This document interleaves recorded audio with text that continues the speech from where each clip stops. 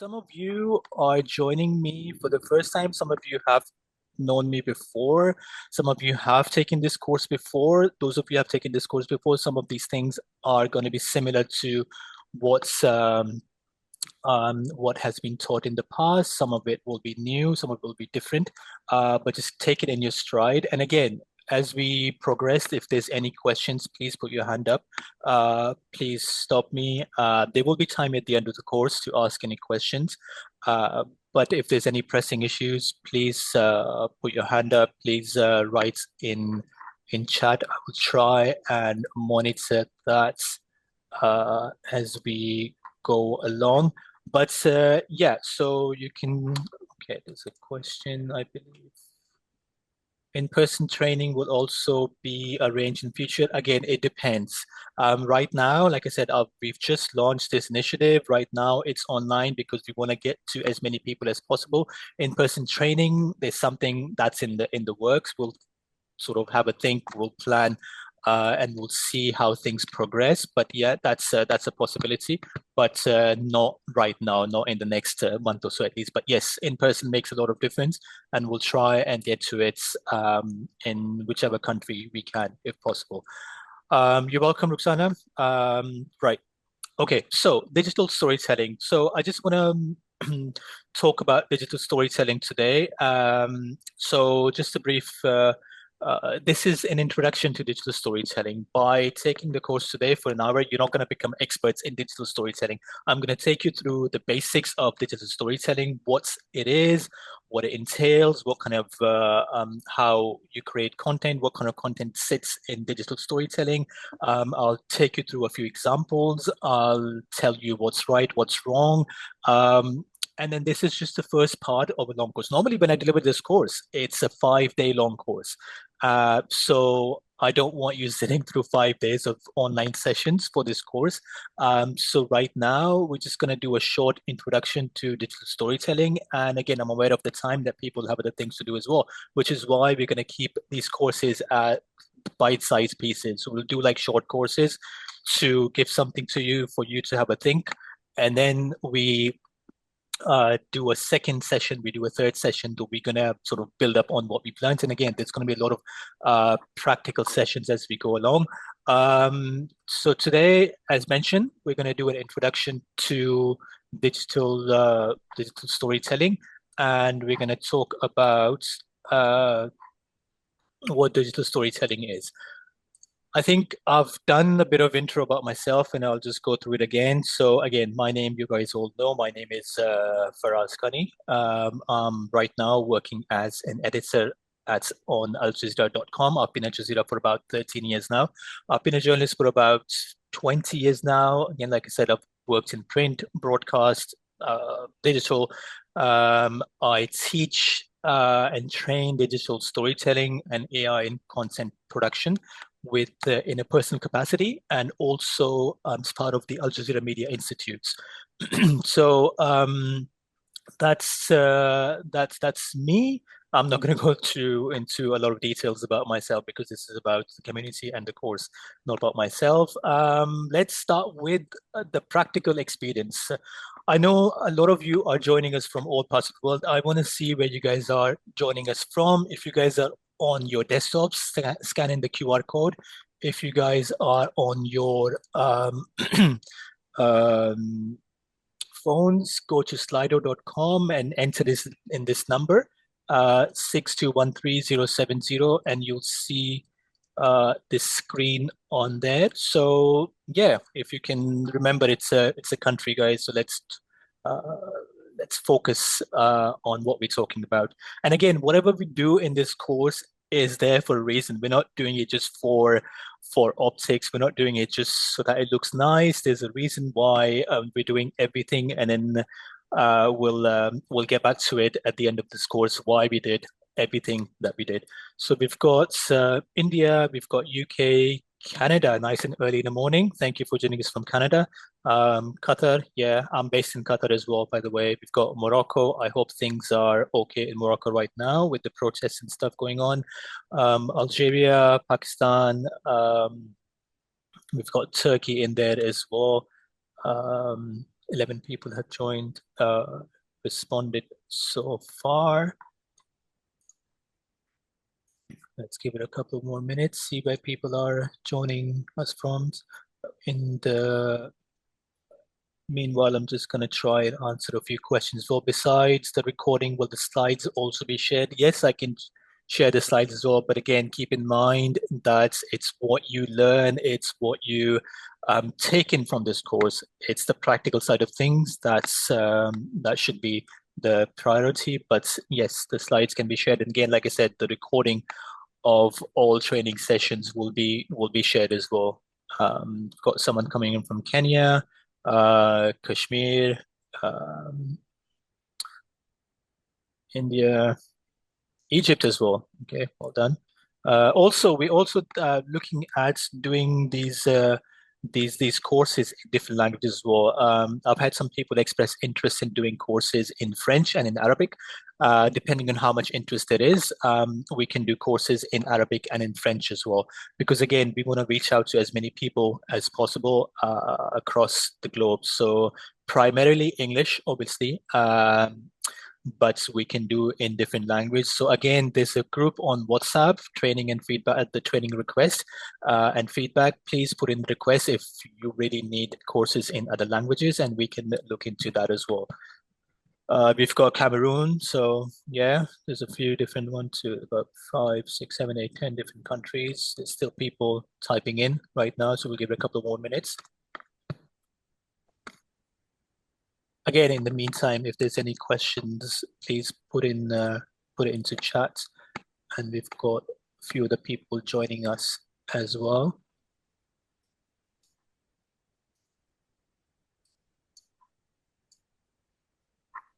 We've got some people watching on YouTube as well. I'm going to try and monitor the comment section in there as well to see if there's any questions. But if you do want the whole interactive element to it, I would suggest join on Zoom.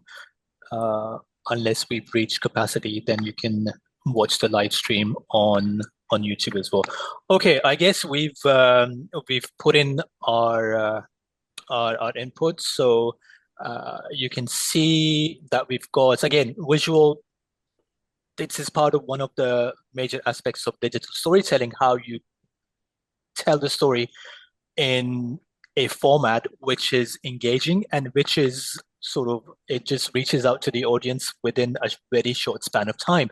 Instead of doing a long spreadsheet, instead of doing a long text series in sort of voices or something, or instead of again in a video capacity, instead of going to every single user there is, you put something in visually, and then sort of you can visualize where the highest number of people are coming from, and also the variety that we have when it comes to the participants. So again, this is a form of digital storytelling that you see on your screens right now.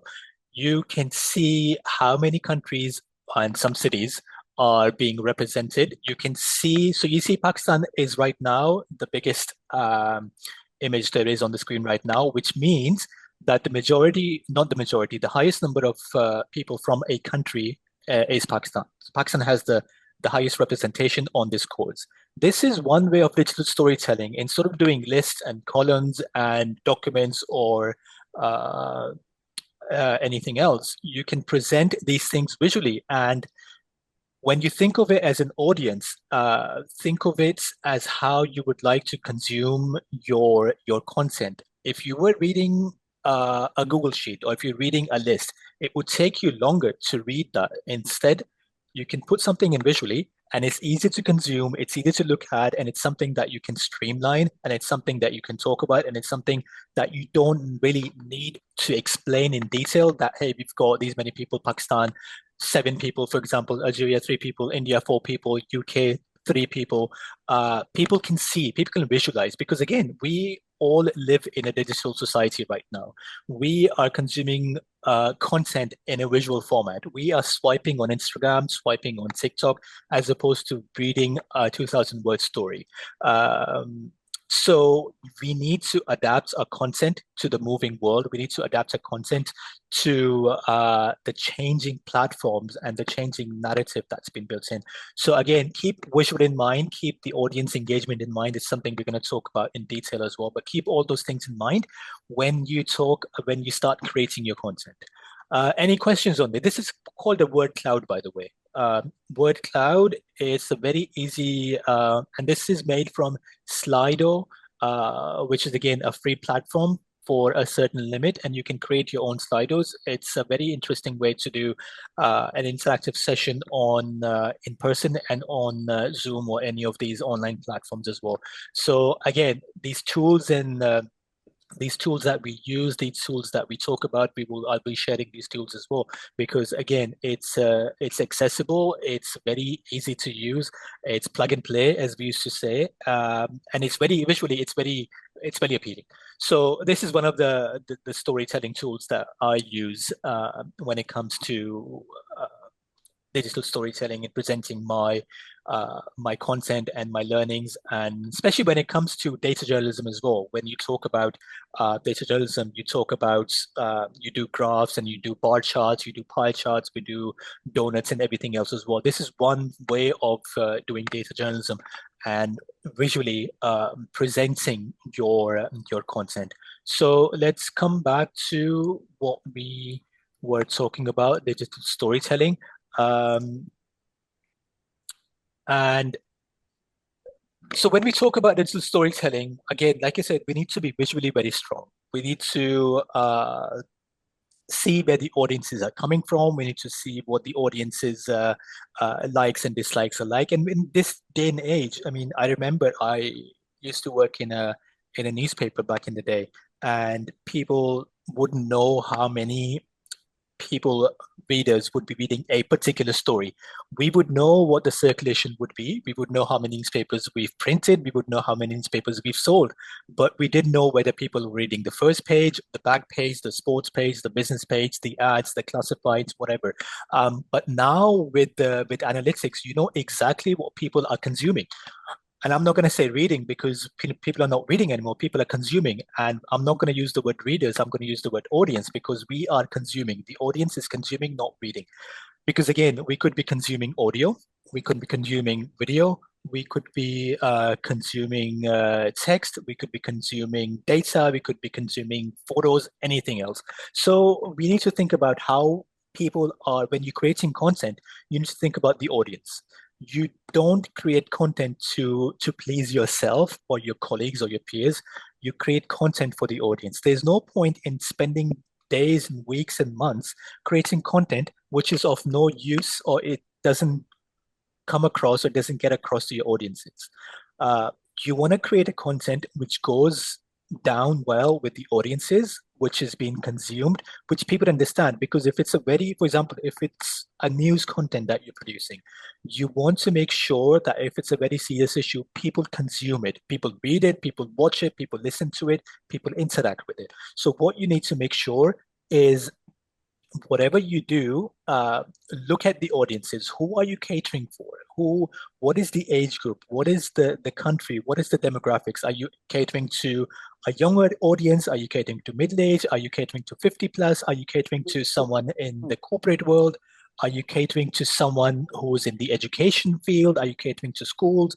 Are you catering to journalists? So again, it depends on who you're creating the content for, and that's how you define what sort of platform, what sort of content you will create.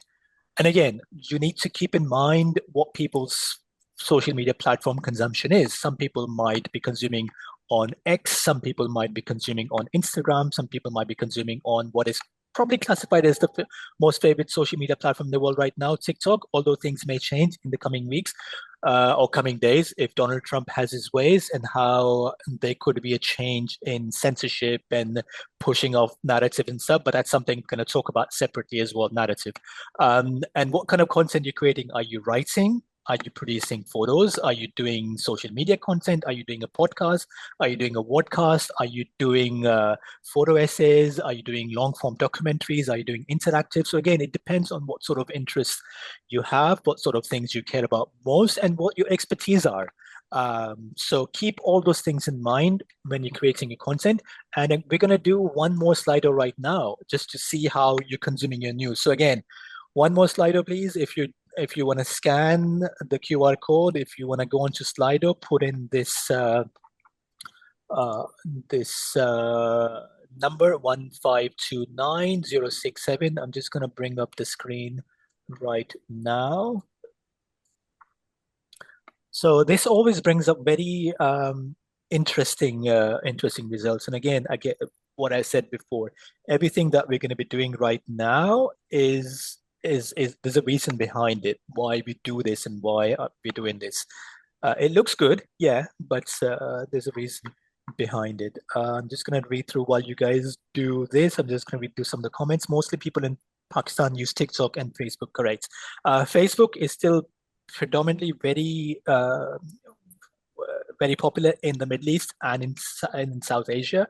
Not so much, I would say, in Europe and in the States. So again, uh, different regions have different consumption habits. So again, when you're creating your content, you need to keep in mind what regions you're going for. And again, we'll talk about adapting content to different platforms, so your platform reaches all sorts of audiences and all sorts of people. So you don't want to restrict yourself to just one person or just one uh, region. You want to talk about as many regions and countries and demographics as possible. So few people are still typing in. I'm just going to wait and then go through this in a sec. Newspaper informal websites and international reports. X is also a dominant source of news. Aisha Islam, correct, but we've seen ever since X was taken over by Elon Musk, how the spread of fake news has increased because anyone who wants to pay can get a blue tick and share fake news or impersonate people. So again, this reminds me, we're also going to do a few sessions on verification and of that sort, just so that you know what you're reading, what you're consuming is actually legit and not someone sitting in some random basement in some corner of the world has just come up with that. So right now we can see again, some people are still typing. Social media is at the top, TV, newspapers, websites. Nobody listens to radio anymore. Oh, that's a shame. I actually have a little radio, a USB radio on my desk right now. I listen to music on there. I don't consume my news on radio, but I still have this radio on there. Newspapers, 8%, very interesting. We're going to talk about anyone who's typed in newspapers. Do you guys want to just unmute yourself and say a few things about newspapers? Why are you consuming news of newspapers and how do you feel about that? Or you can just type in chats.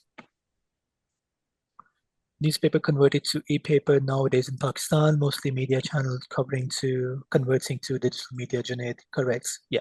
E-paper has been there for a long time. But the only thing about e-paper is it's kind of like a PDF version or a version of the newspaper. There's no interaction. It's just an image of the newspaper on the website, and they started doing it uh, a few years ago, I remember. Um, Mariam says, as a young person, I mostly prefer learning through reels. I don't know how I rather prefer that than consuming news from traditional news media, since I believe most of them are controlled by the government.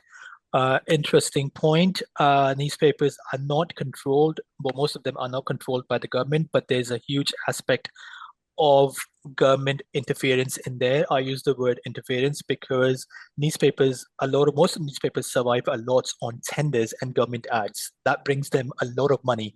And if you go on the wrong side of the government, and again, I think a lot of people listening in Pakistan would be aware of this and would know of this. If you go against the government stops giving you ads on tenders and ads for your newspaper, and your revenue falls. So while they're not controlled directly by the government, they are sometimes intimidated by the government actions as well. So yes, kind of in a way. As a journalist, I trust on-field reporting by news reporters and my colleagues. So newspapers, especially digital e-format, is the best. LinkedIn is useful for professional people. We do read newspapers because it is our duty in office, so we can keep an eye on what's going on. Yes, so we have a lot of people interested in newspapers and separate votes. So let me quickly go back to, I think everybody sitting here has finished entering, or most of the people, not everybody. Social media is still the king. People consume news on social media, 7% consume on newspapers, 4% on TV, and 4% on websites. So you see most of your traffic, most of the audience is sitting on social media.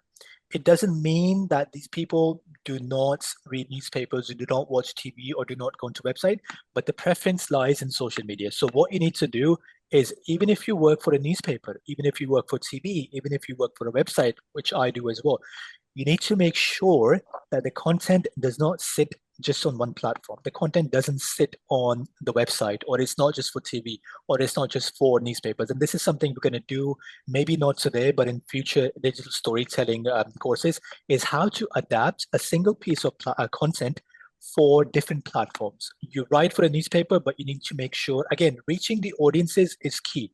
This is how you're going to spread your news, your story, and this is how you're going to make sure that a lot of people, as many people as possible, consume that bit of content. So if you have done a TV package, or if you've done a story for a website, or if you've done a piece of story for the newspapers or magazines, you need to make sure that you adapt it for different platforms, because some people might consume their news from YouTube, some people might consume the news from newspapers or TV, websites, social media they've seen. So again, you want to make sure you get to as many people as possible. So yeah, but keep in mind, social media is what people are consuming their news on. But again, as they said in, was it Spider-Man? Yes, I think it's Spider-Man. With great powers come great responsibility.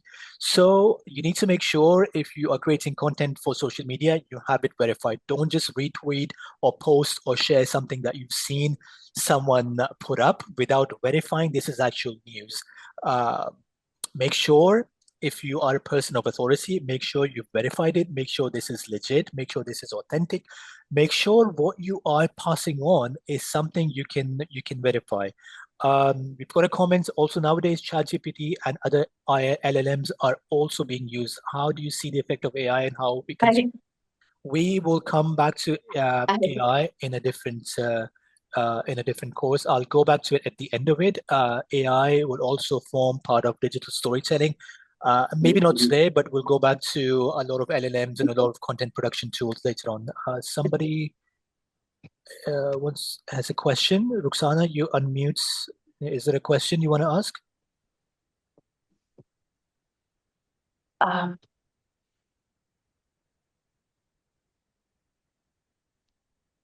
Anyone has any questions, or can we proceed? Can I Okay, ask a question? sure. Abdul, go on. Related to, yeah, it's related to verification. You just mentioned that while we are using social media, we need to be very careful and what we share on the social media.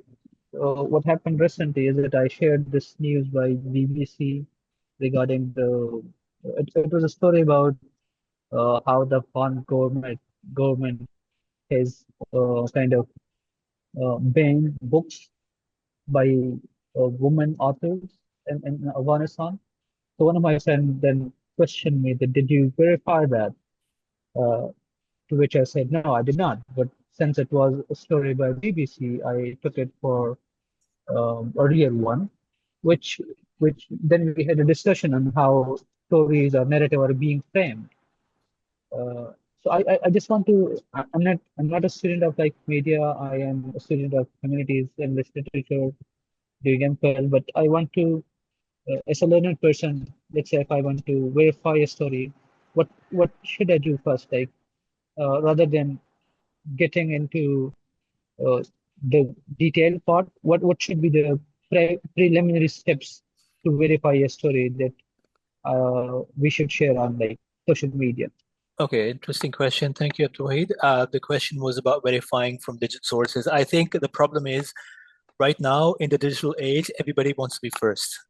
Even major organizations, they want to be first with breaking news or with putting stories out, with being the first on social media, being the first on TV.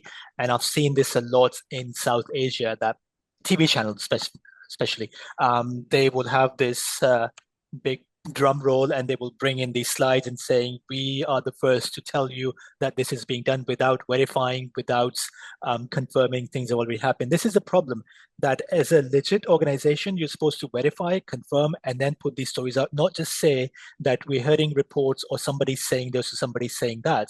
Then not your uh, it's not your job to ask the audiences to go and verify it. It's your job as a legit organization to verify facts before putting it out. And it does put the audience in a bit of a predicament that if it's a legit organization, if it's the BBC or Al Jazeera or CNN or New York Times, I mean BBC and New York Times, they have lost a bit of credibility because of the reporting in the last couple of years, especially on Palestine.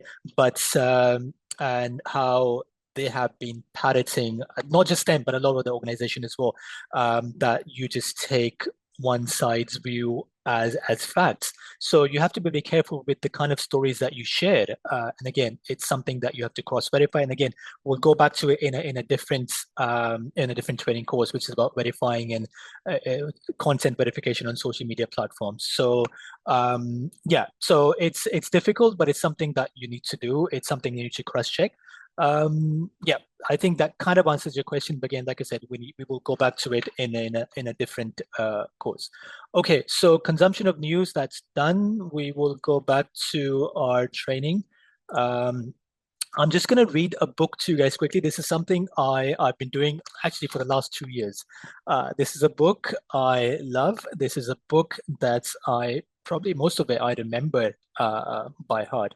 I don't know if people know if people have read this book or not, but it's a kid's book. It's a very interesting book. I'm just going to read it quickly. And sorry, one second.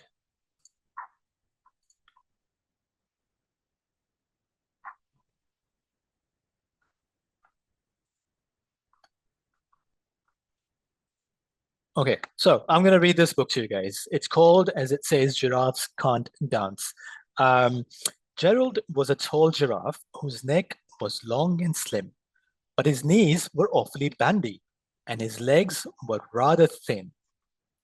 He was very good at standing still and munching shoots of trees, but when he tried to run around, he buckled at the knees. Now, every year in Africa, they hold the jungle dance where every single animal turns up to skip and prance. And this year, when the day arrived, poor Gerald felt so sad because when it came to dancing, he was really very bad. So these are like the first 4 pages of this book. I wouldn't say I'm great at reading kids' storybooks, but I've had a bit of practice.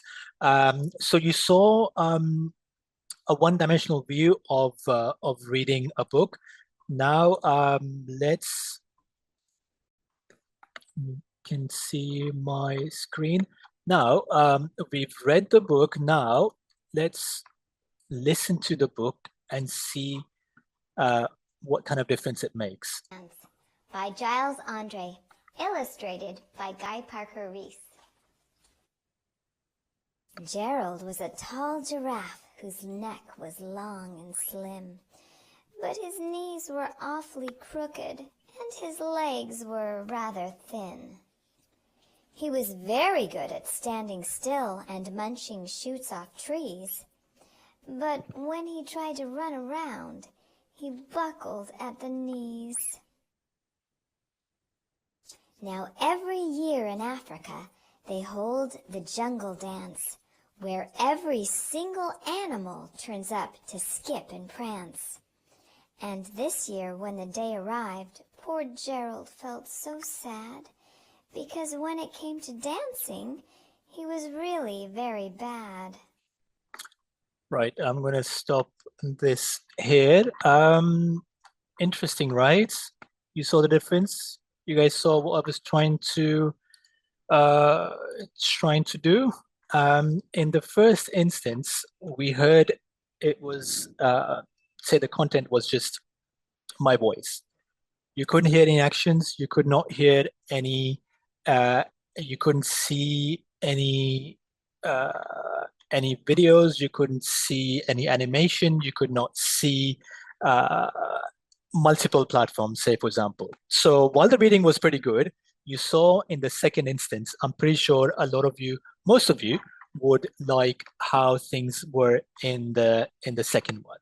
We saw audio, we saw images, we saw animation, we saw narration, we talked about uh, we talked about how to grab readers' attention because you were listening to it, you were reading it, your eyes were following the motion.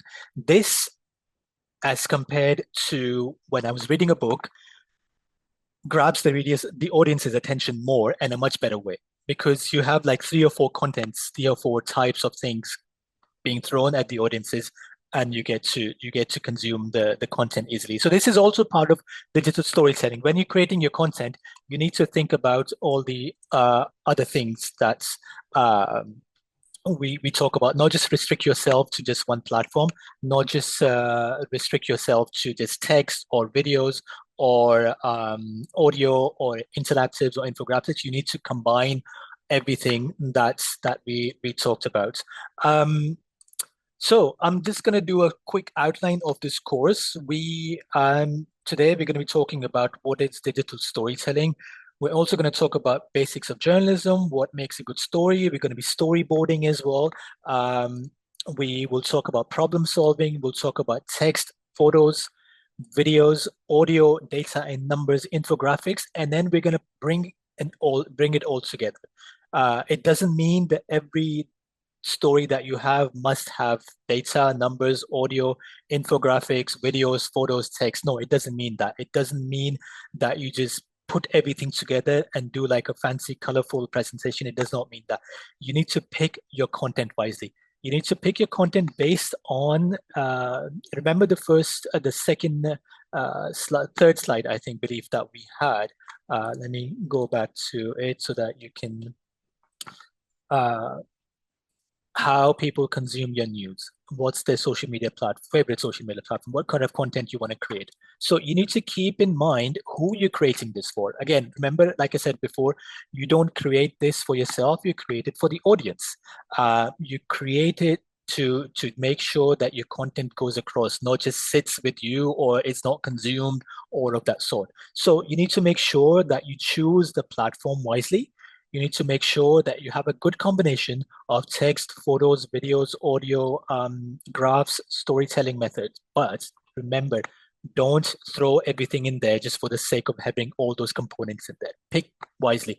Some of your digital storytelling outlets could have text and photos. Some of it could have videos and text. I think that's a very easy example, videos and text. We see nowadays on Instagram and TikTok, you have videos and you have text. That's digital storytelling. We see ads on TV that have video and text on there. That's digital storytelling. Digital storytelling is not just in media. It's also for advertising. It's also for media, for corporate clients. It's also for products. It's also, again, story. You tell a story. That's how you relate to people. So you need to keep in mind what sort of elements you want to choose. It depends on the content. It depends on the story you're telling. It depends on the audiences you are catering to. For example, if it's an audience that your target audience is residing in a location that doesn't have good internet, you're not going to do a live stream. You're not going to do a heavy HD video. You want to make sure you have short bite-sized clips, or you want to have text and photos or interactives or infographics. Or if it's for consumption, say if it's for people who are commuting, who are maybe sitting on an airplane or on a train or on a bus or driving, you want to make sure you have, again, if you're driving, you shouldn't have visuals, you should have audio. So again, think of your audiences.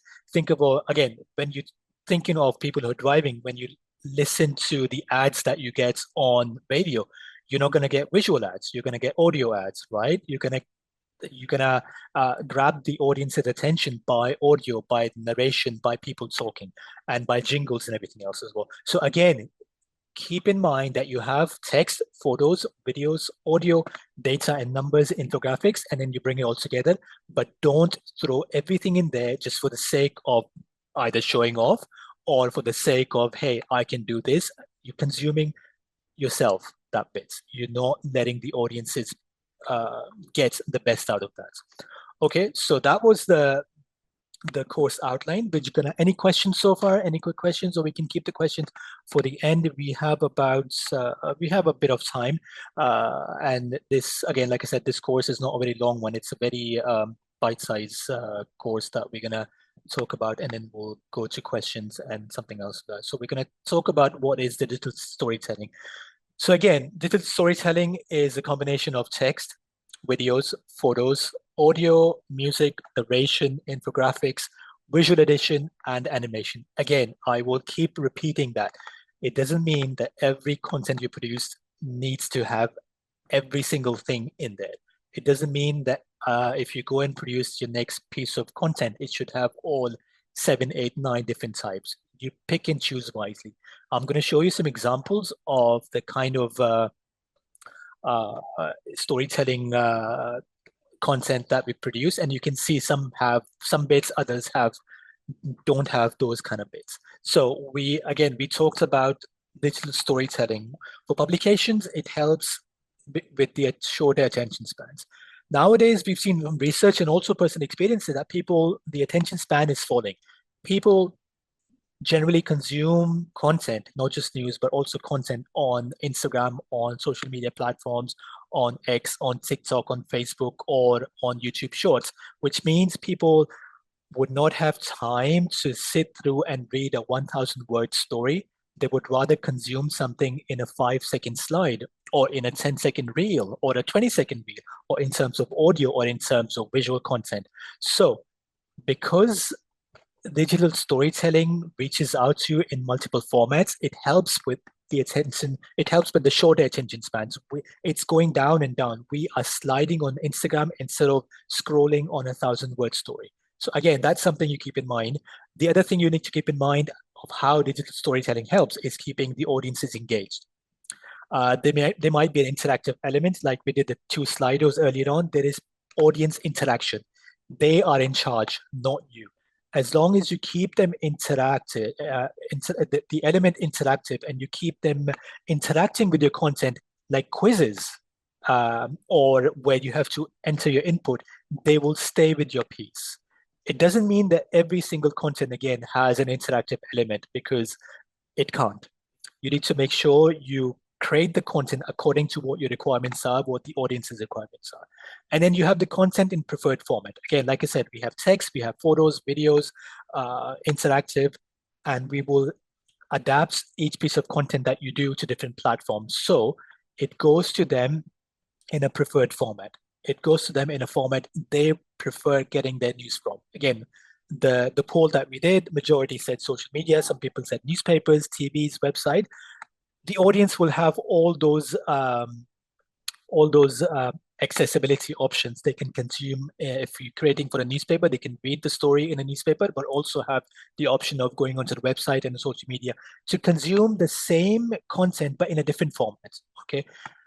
We also need to think about CTRs, bounce and exit rates. CTRs is click-through rates, bounce rates, and exit rates, like how many people came on your piece of content, they engage with that. Like, for example, when you put up a story on Instagram, Instagram gives you the analytics, right? How many people went forward, how many people went back, how many people exited your story on this slide. So you know exactly what people are consuming. Once you have all these analytics, again, we're going to go into on a different day, we're going to talk about analytics, because analytics are very important. They're telling you what people are consuming.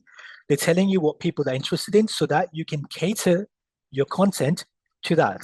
It doesn't mean you give in and stop producing serious content just because people are preferring cat videos, but it gives you a fair idea of where people are coming from, what time people are coming to your content, what sort of device they're using, how long they're spending on each of your videos. Are they preferring shorts or longs?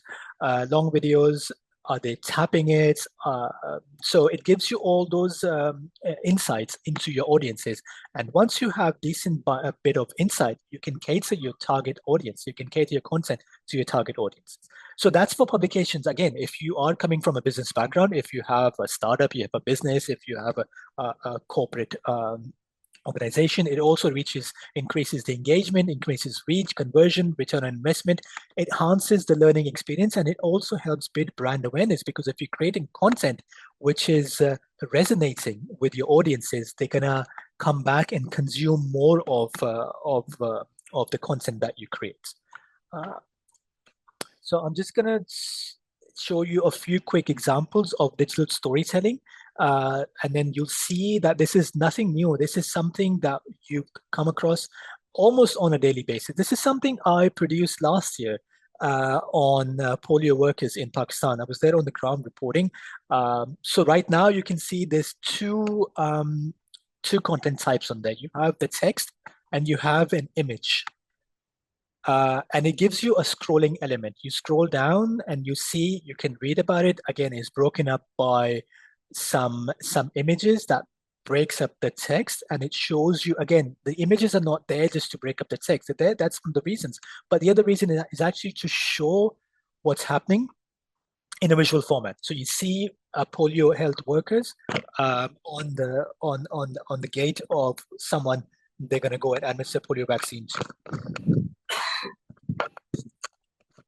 So we scroll down, we see some more. We see people walking, carrying the polio vaccines. We see some more, and then we see there's one very important bit that we see in this image. I think I'm going to give you guys 5 seconds to take a look and then come back to it. What you see in there is 2 polio health workers, but you also see a police official with a gun in the background. That's telling a story. This is part of a story on why polio health workers this is such a difficult job. It's not just going door to door. It is going door to door in freezing conditions or scorching afternoons, but it's also the attack on polio health workers in Pakistan. That was part of the story. And you can see right underneath the story, at least 102 polio field workers and security officials have been killed in Pakistan during the campaign. So again, the photo is telling you a story. The photo is complementing the text. Again, choice of photos is very important. Don't just use photos for the sake of using photos. It needs to complement your content. It needs to talk about the story in a visual format. So you have this talking about in photos, you have this talking about in text. Then you come to an interactive element. You have the map, you have the animation, and then you have an image of a person who's based in Peshawar in northern Pakistan. We have a bit of text about the person. We can hear from the person as well.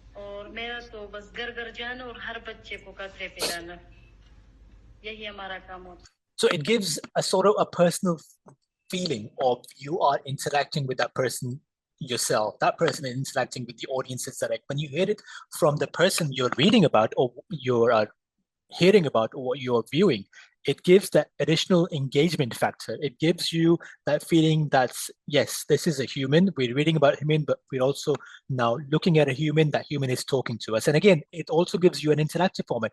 You can go up, you can go down. You are in charge. By you, I mean the audiences. So when you create an interactive, you need to hand over the steering wheel to the audiences. They want to consume in a way they want to consume. You don't force them to consume. And then you see the map moving. And again, it's an interactive format. You hear from people, you read about people, you see it's happening across the world. And then you also have a video format in there as well. So basically, you play the video, you hear the person, you see what the person is. You can hear at the bottom of the video, you can actually see the guy has a crutch. And if you read about him at the top, you'll see that he's a polio survivor. So you get the the interactive element that a person who's affected by polio is now working to eradicate polio from the country. So it keeps giving you the interactive format. So this is why, and again, you're in charge, you go up, you go down, you go forward, then you come into maps, and then you come into graphs and charts. This is again, graphs and charts, a very important part of digital storytelling. How you portray, imagine this graph versus an Excel sheet. You will have 2015, next to it will be 54. You'll have 2016, next to it will be 20.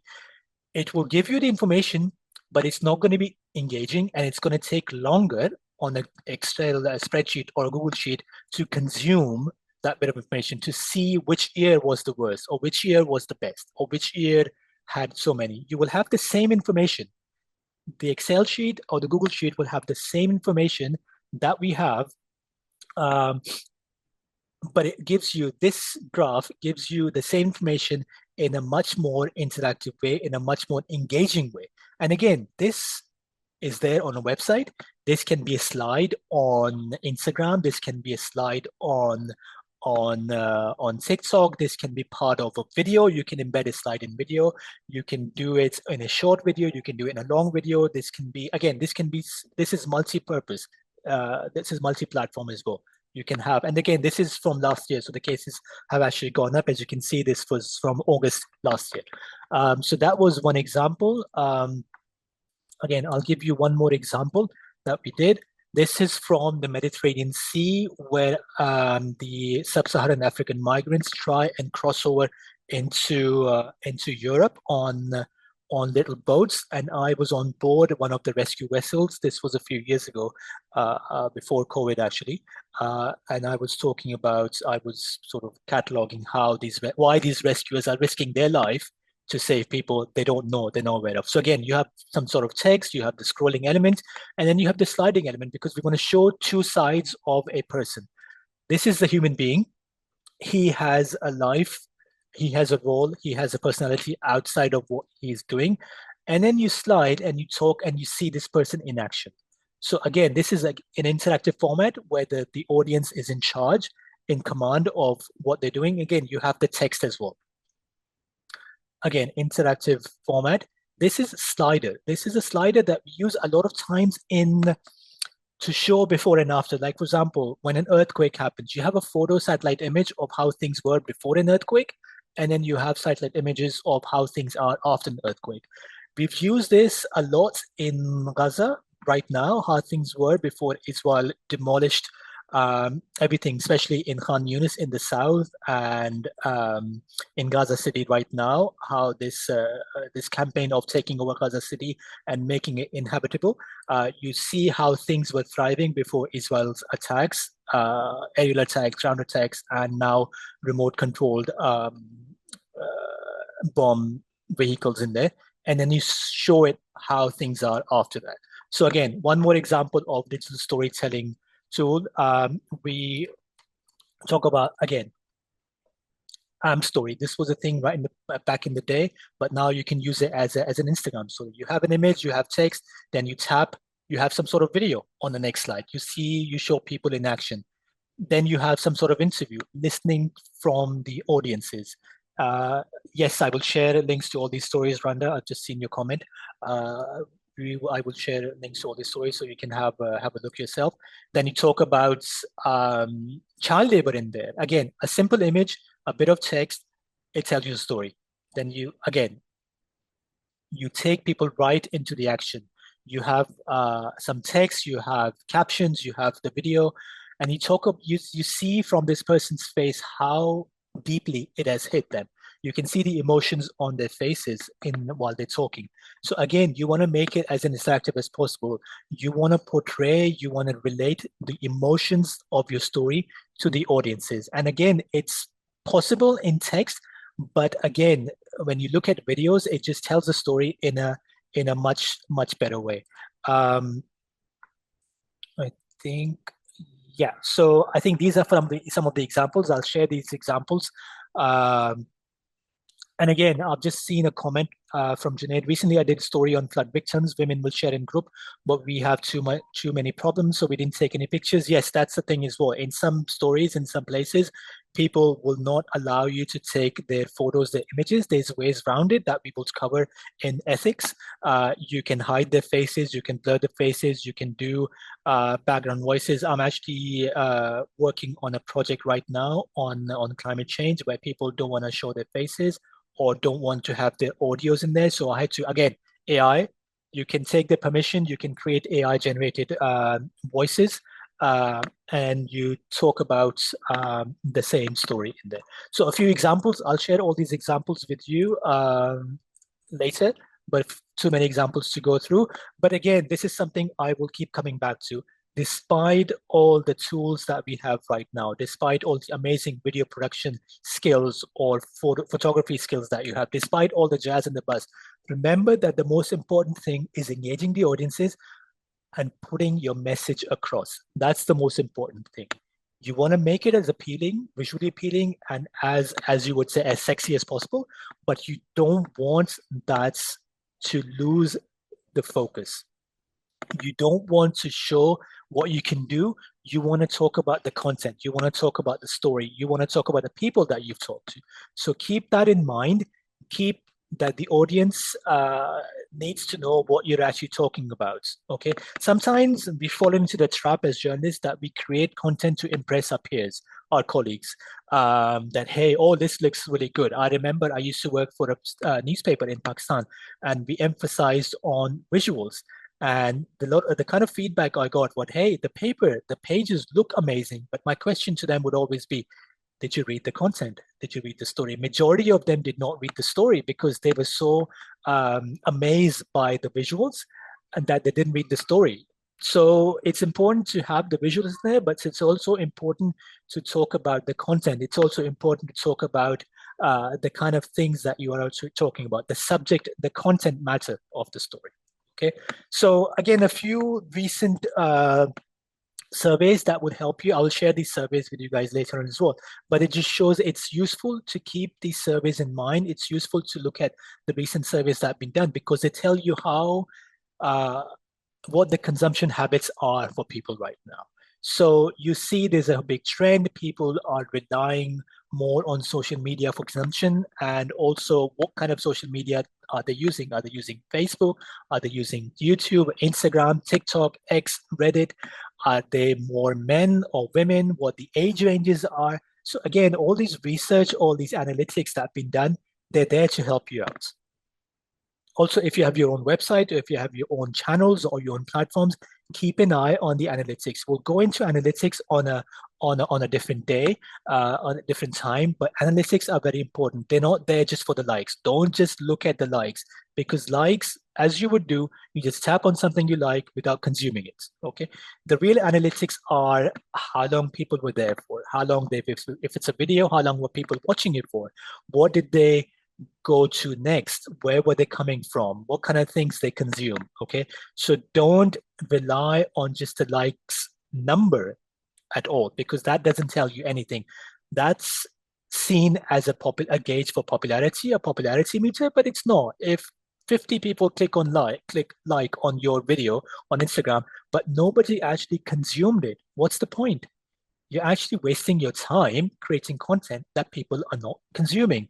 End of the day, you're not reaching out to anyone. If you're there just for the likes, then you're not creating the content. Consumption, people are sharing your content, or people are engaging with it, or if it's an educational type of content, people are actually learning something for it. People are sharing something on it.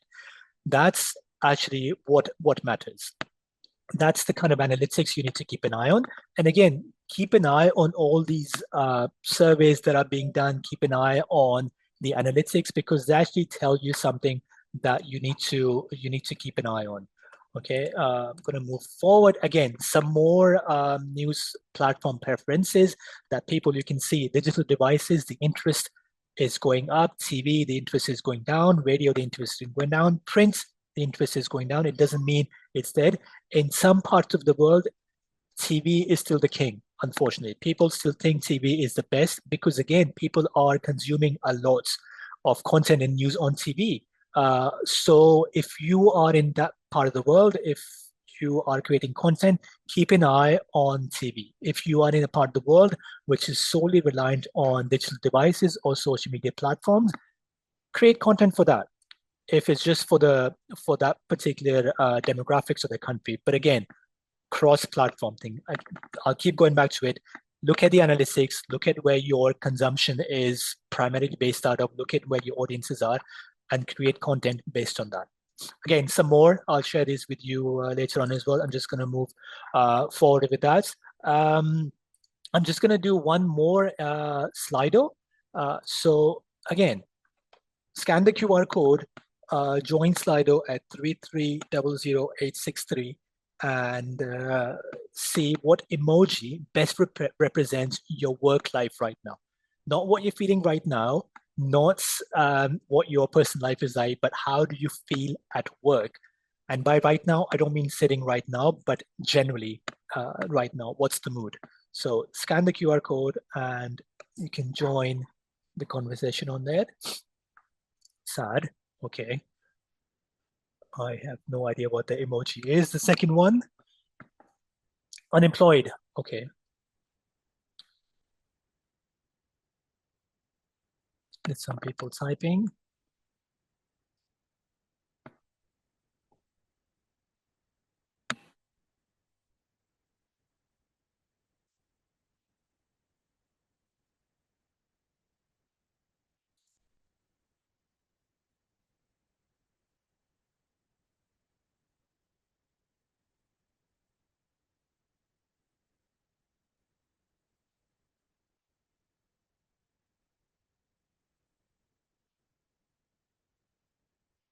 Someone's brain is blowing up. Yep, I can relate to that. Happy, okay, that's a good one. Someone's happy, that's good. That's what we need to aim for. Bored, okay. I maybe having no voice, I would say.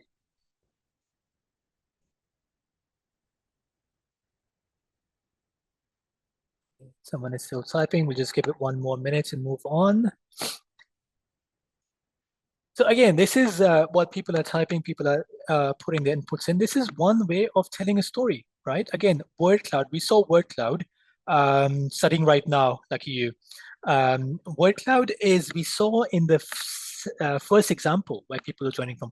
Word cloud isn't restricted to just text.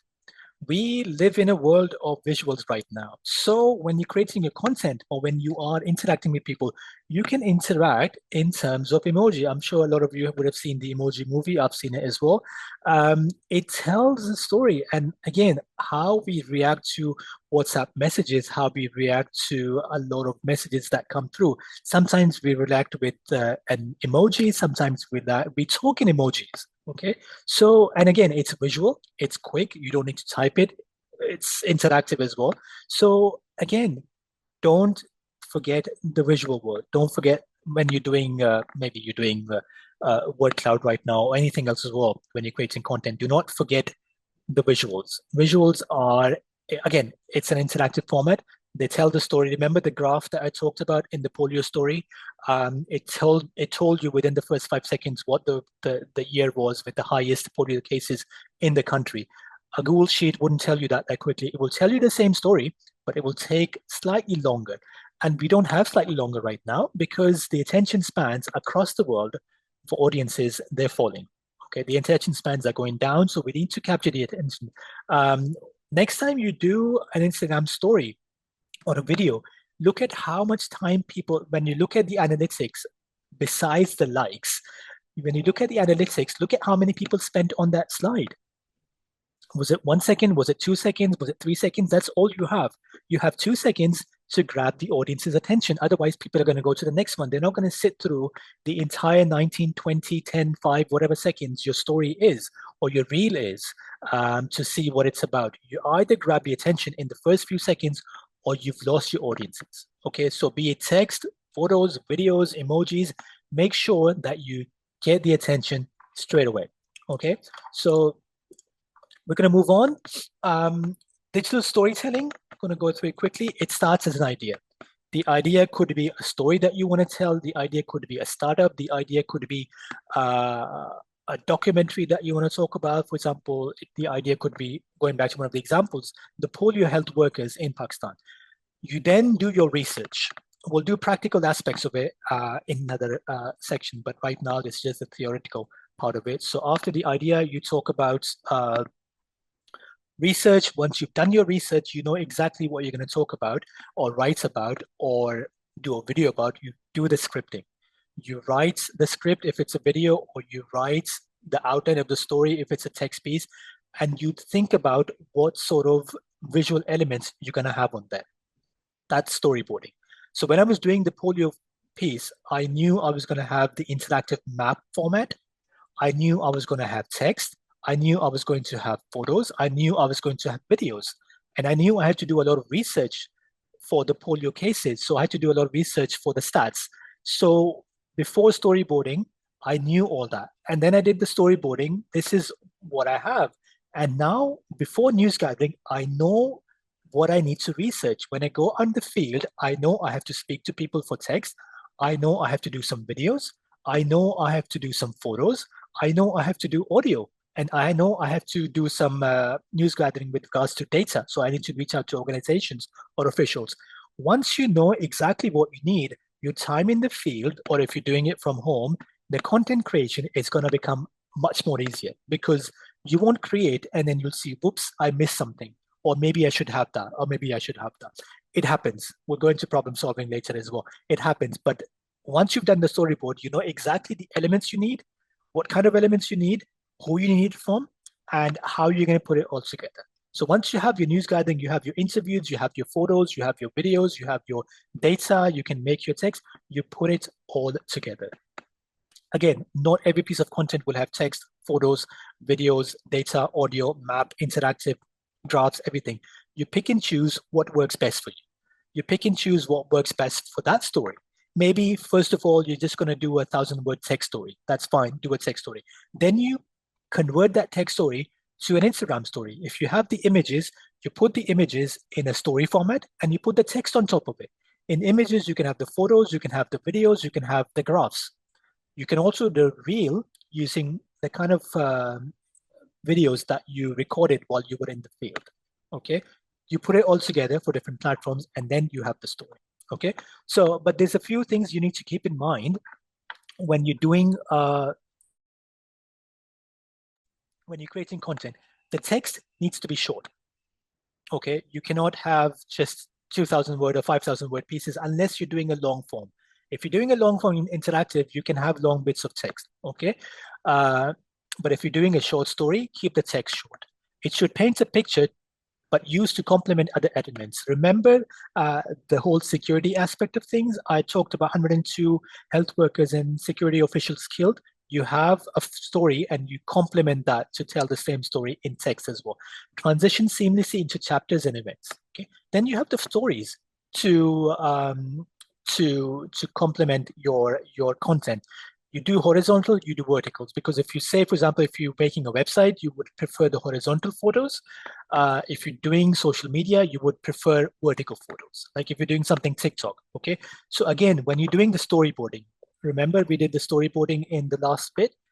When you're doing the storyboarding, you know exactly what type of content you're going to be creating for which platform. So when you're doing the photos and video as well, you need to keep in mind which content you need to capture in a horizontal format and which you need to capture in a vertical format.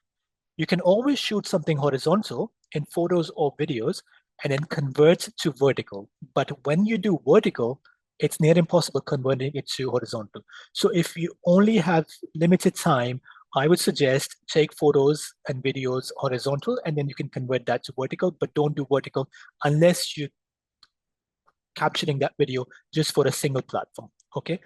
With photos, again, if there's a chance that you're gonna do horizontal and crop it to vertical, make sure the focus on the main angle of the person. Keep them at the center of your image or your photo, okay? Avoid altering, major editing. Don't remove people, you can do brightness, contrast, lighting, whatnot you want, but don't, like a lot of these AI tools, it just changes your face altogether. It just changes the background altogether. If it's a fun little clip you're doing, that's fine. But if it's for news consumption, that's going to be an issue.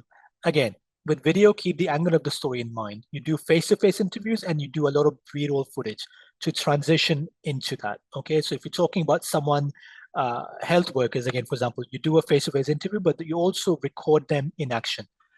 Use camera angles that leave space for on-screen elements. Like you see nowadays, people are on one side, they have text on top of the faces or on the sides. So again, when storyboarding, keep in mind what you're going to be using that for.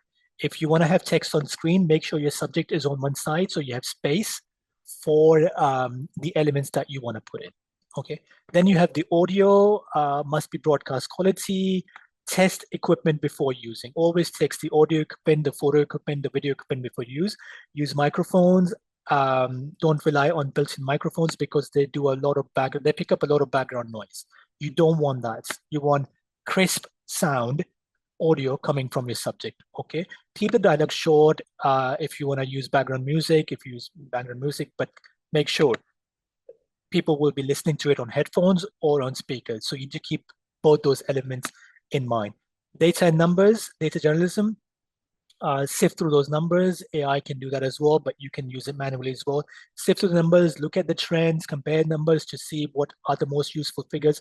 Not every figure that you see in a spreadsheet, in an Excel sheet or Google sheet is going to be important. Look for the trends which are most appealing. For example, if we talk about sports, which team has won the Champions League most of the times? When we talked about COVID, which countries had the highest COVID rate? Election data, which election political parties are in the lead? Population casualties in an accident or earthquake or something. And then you talk about the infographics. The visuals need to complement the story. You use the chart types most relevant to the data. Make it easy for grabs. Don't, again, stop showing off. You're not creating content for your colleagues, your peers. You're creating content for easy consumption by the audiences. Keep it simple, okay? If you don't get it, if your neighbor doesn't get it, if your colleague doesn't get it, nobody outside of your circle is going to get it, okay? So keep it simple. The most important thing is to engage the audience and put your story across, okay? Limit the use of text on screen. Because if people are looking at something, if they're looking at a visual, they want to grab the story from the visual side of things, not having to read 500 words on an image. You see a lot of social media cards, they have a lot of text. You don't have time to read that text. You want to grasp whatever you can in the first 5 seconds. So keep all those things in mind. And then, and then you talk about what you want to talk about in terms of visuals. So I think for this time, we've reached the end of, again, like I said, this was a very basic introduction of digital storytelling. It was sort of introducing everyone to what digital storytelling is, what can be done, what's possible, and again, looking ahead to what we're going to be doing. Again, every kind of content that you produce, you need to remember the basics of journalism, okay? If you're doing a story, okay?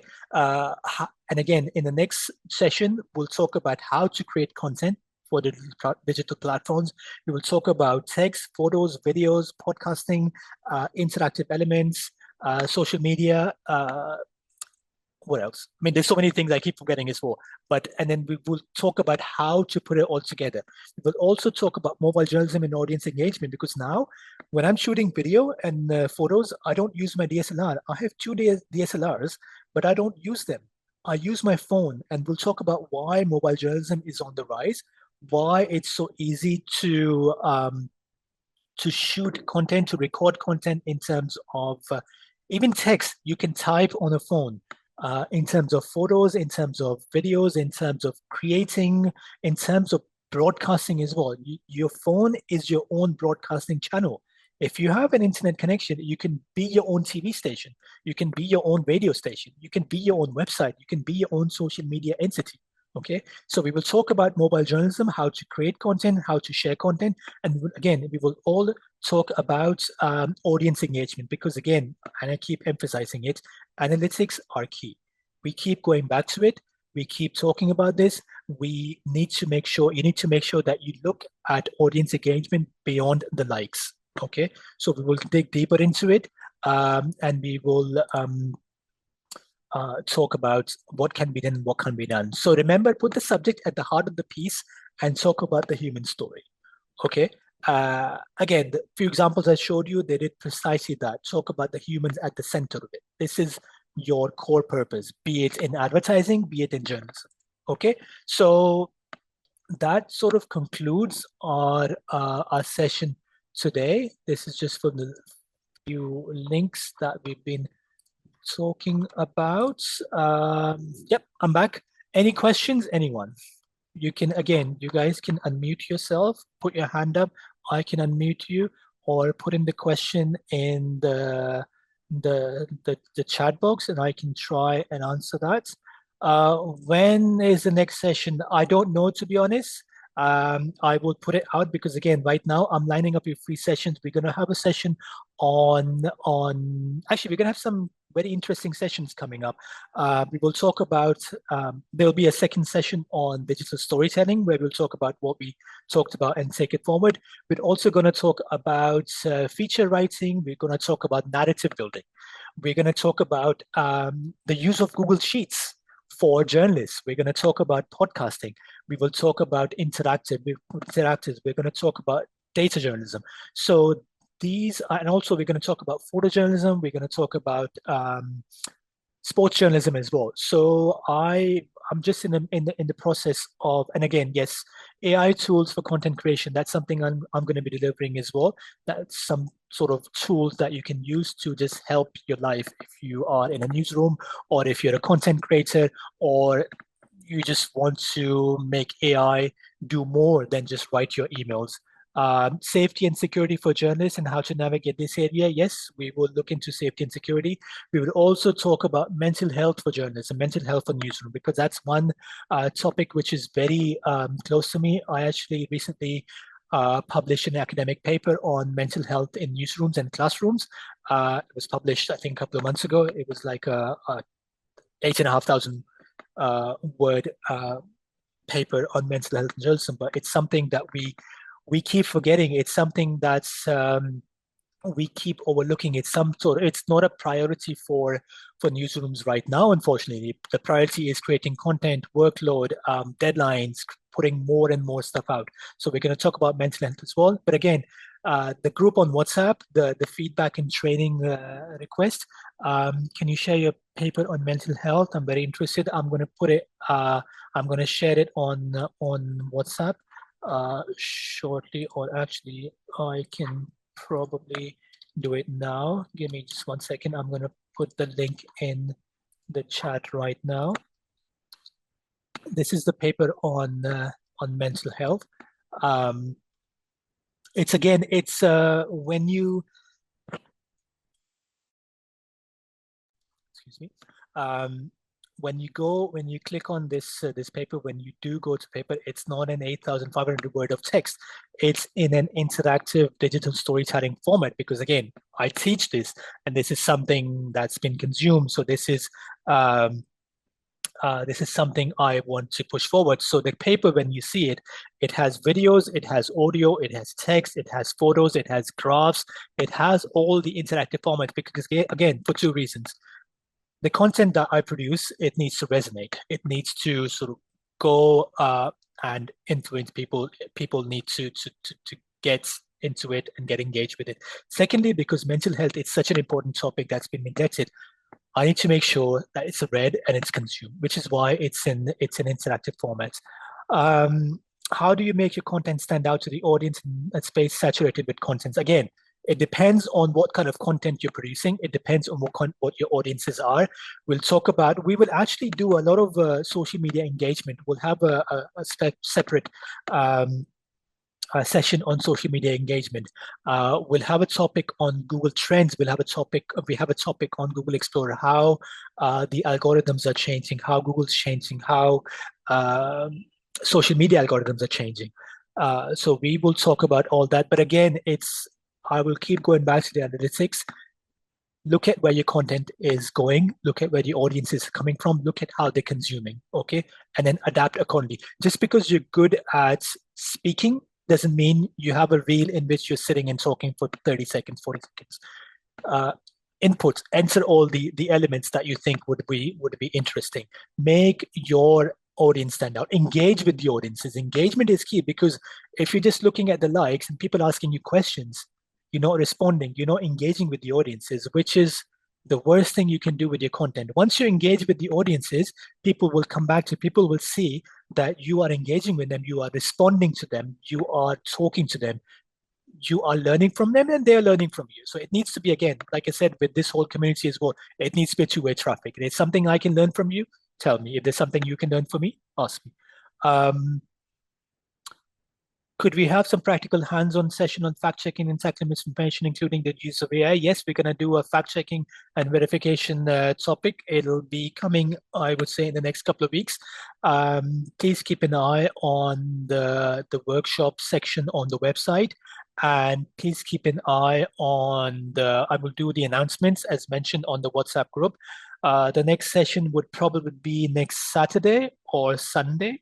I will, again, I'm just confirming a few things. The website, the schedule on the website will be updated, and I'll put a shout out on the WhatsApp group as well, and also on our Instagram and TikTok page. So again, please follow us and share our content on Instagram and TikTok or WhatsApp. Please bring people to the community. Again, this is not because we want to be popular, but we want to reach out to as many people as possible, because again, like I said, this is an entirely free initiative. No one's funding us, no one's paying us. This is just because we want to share the experiences. We want to share what we've learned. We want to make this community as engaging and as informative and as intelligent as possible. So, and that's only possible when you spread the word. Word of mouth works well when it comes to spreading the news. It's not like we want to have 10,000 likes or we want to have 10,000 followers. We want people to learn as much as possible from us. And the way we can do that is to reach out to as many people as possible. So, and there's anything, please, if there's any suggestions that you have on how to keep the WhatsApp groups, the Facebook groups, the Instagram groups more engaging, more enlightening, please send us feedbacks. Please send initiative, any feedback that you have. And if there's something that you guys can help us out with, that'll be great. That'll be excellent. I think, how can I get the presentation? I'll share the presentation by email. But I think a lot of people are having issues getting email because some of it goes into spam. So I will upload the presentation. I'll probably make a PDF out of it, and then I'll share it on the WhatsApp group. Rumesa, I've seen your question a few times. How can journalists and columnists in geopolitics defense society use ChatGPT? We'll have a separate session because I want to keep the interaction to digital storytelling right now. We'll talk about AI and geopolitical side of things separate, or we can have a session, a Q&A session or a panel session. It's just that because I want to keep the question and answers relevant to the topic that we have for the training. I'm not ignoring it. I've saved it and I'll get back to it in a different session. I'm working as a fact checker in Pakistan. We'll be happy to share my experience in the session. Ainam Beg, thank you. Can you please send me a message or an email, message by WhatsApp or email?